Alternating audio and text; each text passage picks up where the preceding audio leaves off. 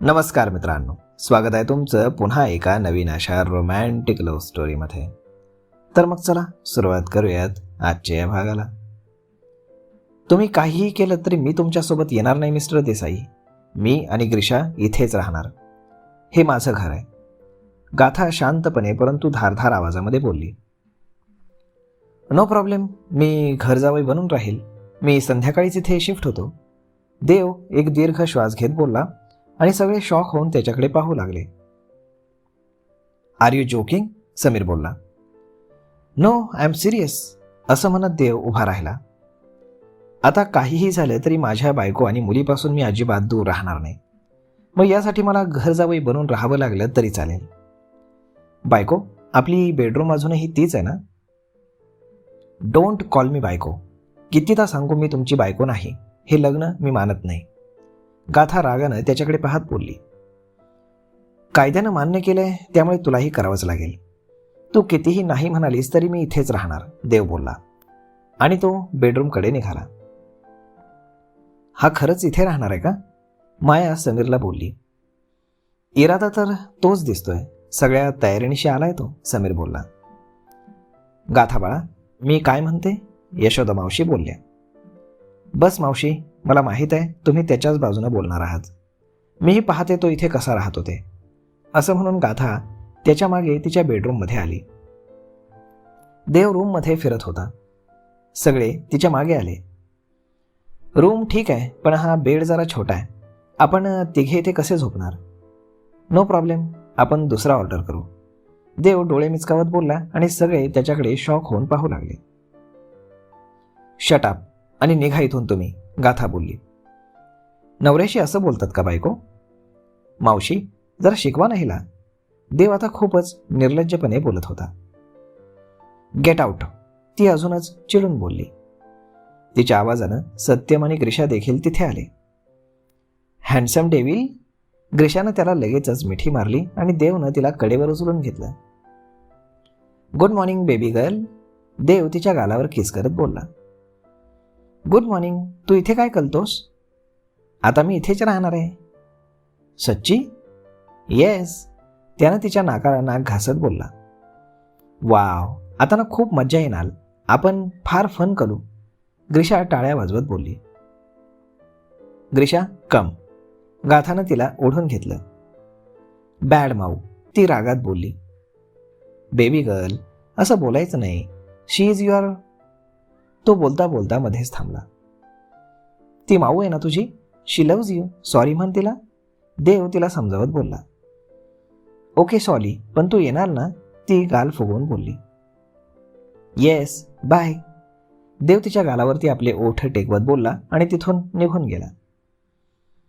मला खाली सोल ना, असं म्हणून ग्रीशा लगेच तिच्या कडेवरनं खाली उतरली आणि पळत देवच्या मागे गेली. खूपच पोचलेला निघाला हा, समीर बोलला. हो ना, गाथा एवढं समजावतीये तरी ऐकत नाही आणि त्यानं सांगितल्यावरती लगेच ऐकलं, माया बोलली. गाथा आणि साहेबांचं पण असंच नातं होतं ना. गाथा फक्त साहेबांचंच ऐकायची.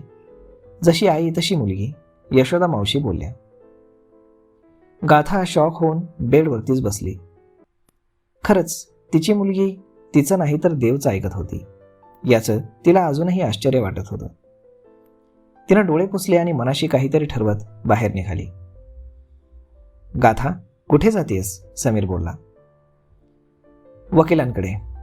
त्याला काय वाटलं तो काहीही बोलेल आणि मी खरं मानून त्याची मनमानी चालून घेईल? यावर काहीतरी उपाय असेलच ना.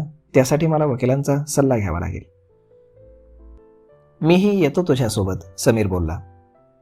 नाही जिजू, ही लढाई माझी आहे आणि ती मीच लढणार.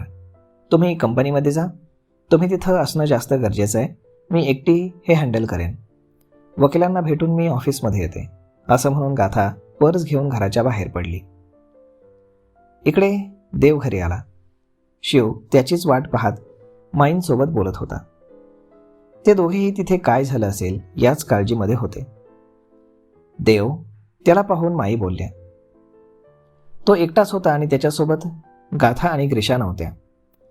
त्याचा पडलेला चेहरा पाहून तिथे काय झालं असेल याचा अंदाज त्या दोघांनाही आला होता.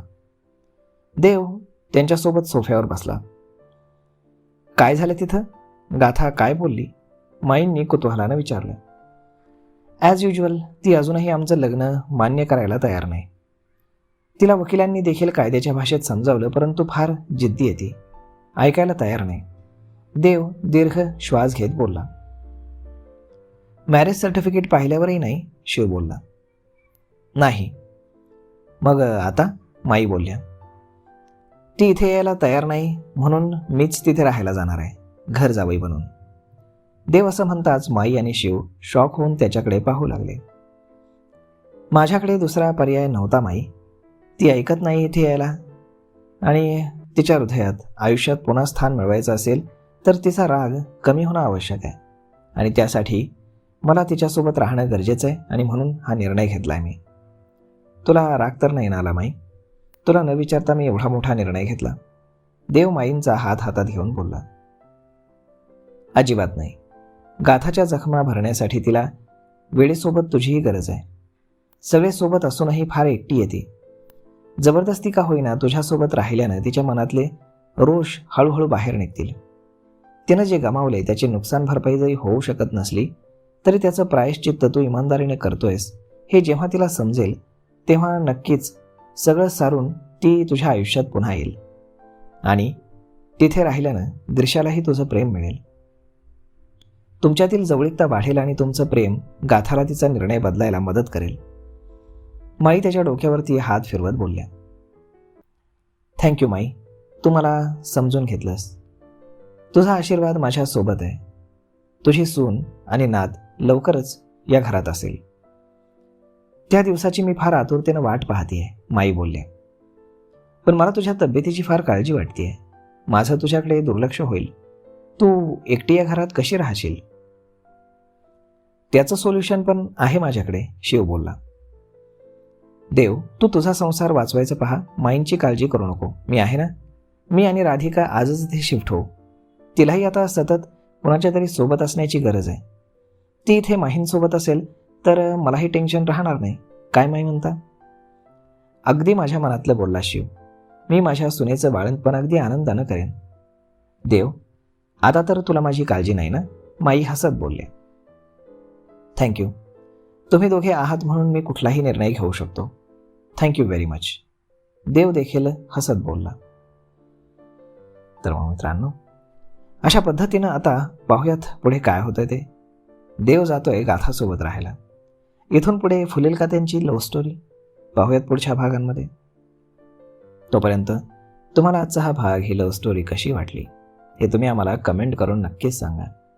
आणि जर आवडली असेल तर आपल्या जवळच्या मित्रमंडळींसोबत देखील हा व्हिडिओ तुम्ही शेअर करायला विसरू नका.